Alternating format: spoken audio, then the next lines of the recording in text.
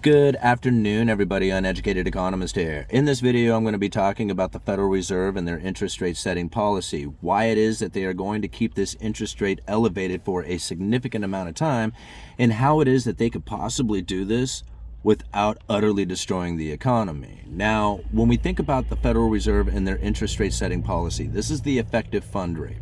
Now, if you're not familiar with the effective fund rate is really the interest rate that the big banks lend to each other on an overnight basis. Now, that's the easiest way to understand it, because at the end of the day, some banks were in need of reserves and some of them have excess reserves. The ones who are in need of reserves borrow that money from the ones who have excess reserves, and that overnight lending rate is the effective fund rate. Now, recently, since the pandemic, things have changed, and they have moved that effective fund rate over to the Federal Reserve itself and established it at the repo facility in the interest on excess reserves. And the reason why is, prior to the pandemic, before all the money printing, we were operating on what they referred to as a limited reserve system. After the pandemic and all the money printing, we moved into an abundant reserve system. So all the big banks didn't really need to be lending to each other on the same overnight basis to establish that effective fund rate. Now, once it's moved over to the repo facility, it was really due to the amount or the abundance of money that was in circulation or being printed up and put into the banking system. A lot of these institutions needed to find a place to park this money, and they found that at the repo facility where they could get a little bit of interest off of it. So that's kind of in a nutshell on what's going on with the Federal Reserve and their interest rate setting policy. Now, I think the bigger question that people really want to know is, how long is this interest rate going to stay elevated? And how can they possibly do this without destroying the economy? Now, they are going to keep this interest rate elevated for a significant amount of time because they are trying to move what they refer to as the neutral interest rate. Now, this is very important to think about because not a lot of people talk about the neutral interest rate. This is the interest rate in which the effective fund rate, that interest rate that the Federal Reserve is trying to establish, the neutral interest rate is when that effective fund rate is neither accommodating nor restricting the economy. It's neutral, right? And this is very important to understand because the neutral interest rate had fallen quite low, right? After the great financial crisis and the quantitative easings and all the stuff that was happening within the banking system and dropping interest rates to zero, it brought the neutral interest rate very low, close to zero. Now, nobody knows exactly where this neutral interest rate is. It's an assumption. Now, the Federal Reserve does refer to it as R star, and there is some ways of calculating R star, but a lot of it has to go off of future inflation projection, or the idea of what inflation is going to be into the future, in order to establish this interest rate today, this R star, and what the neutral interest rate is going to be. It's quite confusing when you go to look at it. But if you just try to understand it in the simple sense that it's the neutral interest rate, the rate that is neither accommodating nor restricting the economy. And since nobody knows exactly where it's at, but it's somewhere between 0 and 2.5%, anything above the 2.5% would be restricting the economy. So as soon as they got over 2.5%, that, and on the effective fund rate, right, the interest rate that's coming from the Fed, that was the restrictive position. However, it acts as a lag. So when the Fed moves their interest rate policy, right, they move the effective fund rate up, it takes anywhere from 6 months to a year. Now, there is some idea out there that the forward guidance, the idea that they are projecting this information before they actually do it, has moved that lag time up a little bit, but still nobody knows exactly how quickly the monetary policy begins to impact the economy. Again, it happens anywhere from 6 months to a year, and it may be a little bit shorter than that. So even though they have the interest rate above the neutral interest rate, doesn't necessarily mean that the economy is in restriction, right? Because of the lag. The previous months were down below the neutral interest rate. Well, nowadays, we are quite above the neutral interest rate, or at least what the idea of what the neutral interest rate is, even if it was at 2.5%. Let's say it was, right? We don't know. It could be 1.5%. It could have been 0. I mean, John Williams was saying it was somewhere between 0 and 1.5%. That's the Fed funds president, or I'm sorry, the Federal Reserve president of New York. But if we think about like where this neutral interest rate is, right, and to where that the effective fund rate is, and there's a spread between these two, right? So once you get up to, let's just make it easy at 5%, and the neutral interest rate's at 2.5%. Well, now you're 2.5% above the neutral interest rate, which would be quite restrictive, right? Now, here's something that is very interesting. The neutral interest rate really works off of future inflation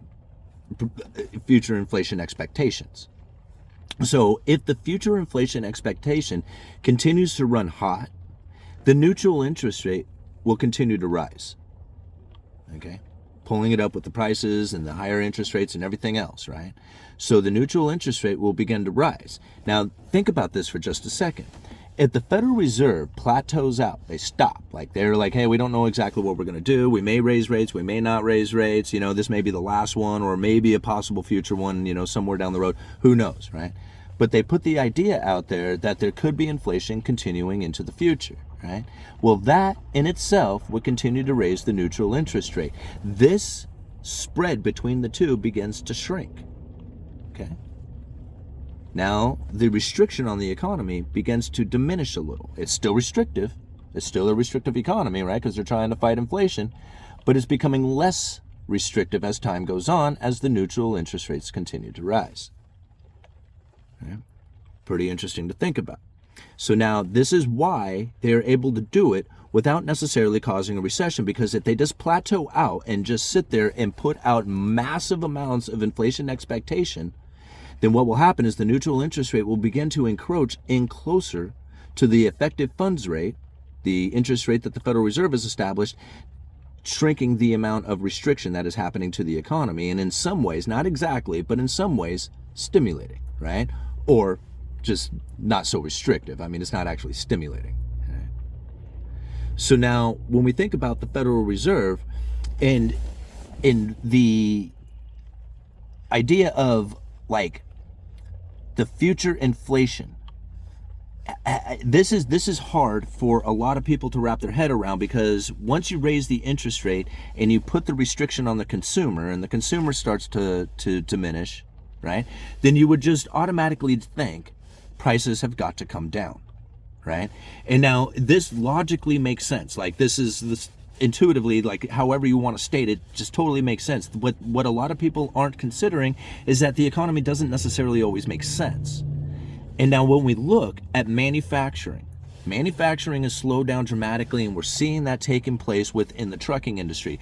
Take a look at some of the trucking articles. Just put in like trucking freight, and hit the news, and you're going to see like all kinds of articles about trucking companies going out of business and how prices are falling. And it's just like, like they're feeling the trucking recession is intense right now. Like it's in bad shape, right?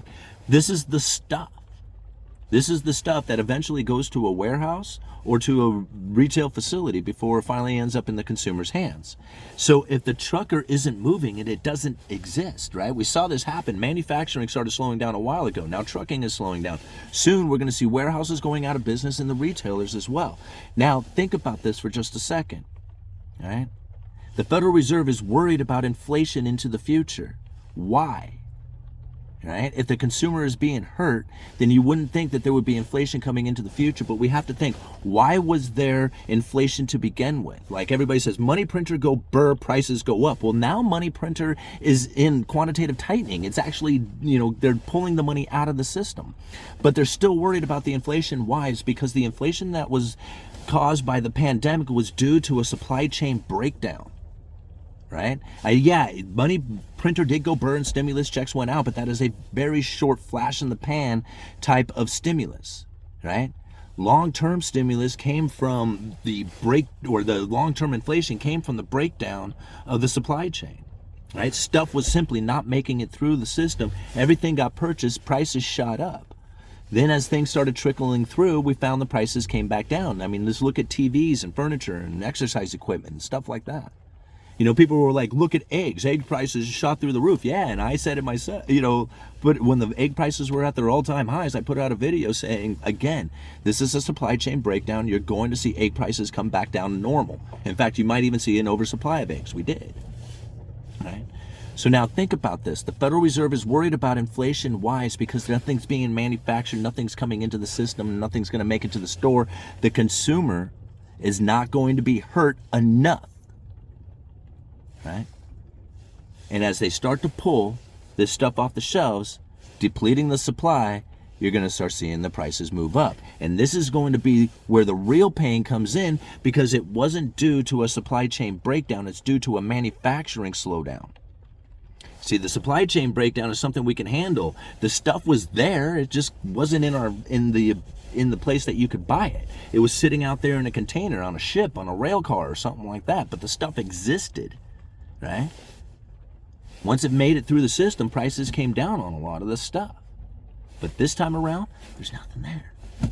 It's like if the truckers aren't moving it, then there's nothing there at all, right? Simple. If you can see it right there, that's the preliminary indicator. And this is something that I tried warning about a long time ago. I couldn't explain exactly how it was going to go down. Okay?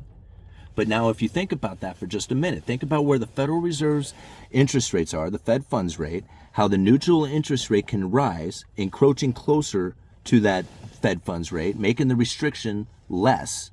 At the same time, there's less stuff coming into the system.